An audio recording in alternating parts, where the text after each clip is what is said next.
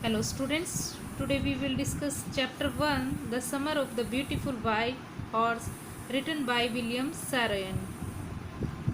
In our book Snapshots.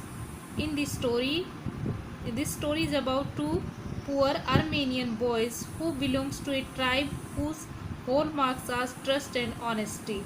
Dear students, in this story ये एक Armenian एक place है. यहाँ पे दो बॉयज़ होते हैं, वो बहुत ही पुअर होते हैं और उन दोनों बॉयज़ का एक का मुराद नाम है और दूसरे का अरम. तो दोनों ही पुअर बॉयज़ हैं और उनका जो tribe means group of people, जिस ग्रुप ऑफ पीपल से वो बिलोंग करते हैं उनको एक हॉलमार्क से जाना जाता है, वो है ट्रस्ट एंड ऑनेस्टी. वो जो बच्चे हैं वो बहुत ही ट्रस्टी और ऑनेस्ट हैं, इस कारण से उनको जाना जाता है. So we will continue in our story. One day.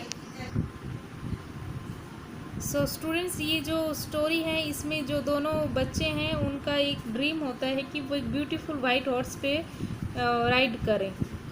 So let's begin the story. One day back there in the good old days when I was 9 and the world was full of every imaginable kind of magnificence and life was still a delightful and mysterious dream. My cousin Murad, who was considered crazy by everybody who know him except me, came to my house at 4 in the morning and woke me up tapping on the window of my son.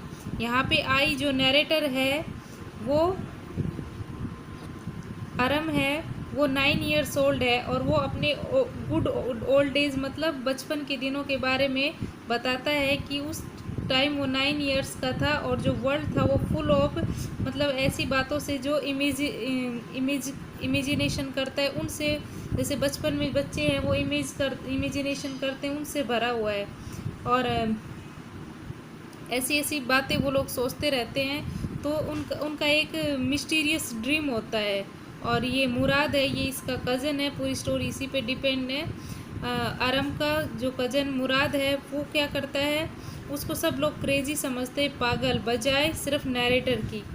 और came to my house. अब मुराद है वो आरम के घर पे आता है. किस टाइम? सुबह 4 इन द मॉर्निंग, सुबह के 4 बजे होते हैं और आकर उसकी जो विंडो है उसके ऊपर टैपिंग करता है, थपथपाता है. Aram, he said. I jumped out of bed and looked out of the window. Aram है वो अपनी बेड से जंप करके नीचे उतरता है और विंडो में देखता है. I could not believe what I सा. और बोलते कि तुम्हें बिलीव नहीं कर सकता कि मैंने वहाँ पे क्या देखा. It was not morning yet. अभी अच्छे से सुबह भी नहीं हुई थी. But it was summer. परंतु इस समर का टाइम था. And with daybreak. Daybreak means जैसे अभी सुबह होने में थोड़ा समय है. Not many minutes around the corner of the world. It was light enough for me to know I was not dreaming. Corner of the world means about to happen soon. It means अभी जल्दी कुछ होने वाला है. तो जैसे सुबह अभी अच्छे से हुई भी नहीं थी और उन्होंने देखा कि अब लाइट इनफ, परंतु इतनी लाइट थी कि वो अच्छे से देख सके. और वो उसने जो देखा वो विश्वास करने लायक नहीं था, परंतु ये एक ड्रीम भी नहीं था. My cousin Mourad was sitting on a beautiful white horse. Aram का जो कज़न मुराद था वो एक बहुत ही ब्यूटीफुल वाइट हॉर्स पे बैठा था. I stuck my head out of the window and rubbed my eyes.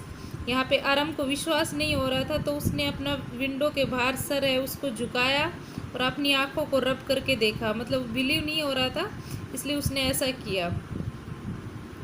Yes, he said in Armenian. उसने कहा हाँ, यस, आर्मेनियन, उनकी जो आर्मेनियन जो भाषा होती थी उसमें. It's a horse. हाँ, ये हॉर्स है. You are not dreaming. तुम कोई सपना नहीं देख रहे हो.